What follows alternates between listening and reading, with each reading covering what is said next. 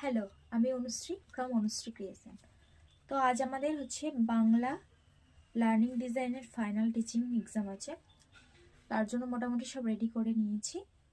আর আমার সাবজেক্ট বাংলা, আর আমার হচ্ছে টপিক হচ্ছে কাজী নজরুল ইসলামের মোরা দুই সহোদর ভাই।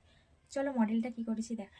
এটা হচ্ছে কবি কাজী নজরুল ইসলামের মোরা দুই সহোদর ভাইয়ের মডেল করেছি, আমি চিত্র হিসেবে করেছি, দেখো। চলো এবারে কবি পরিচিতি চার্টটা দেখে নিই।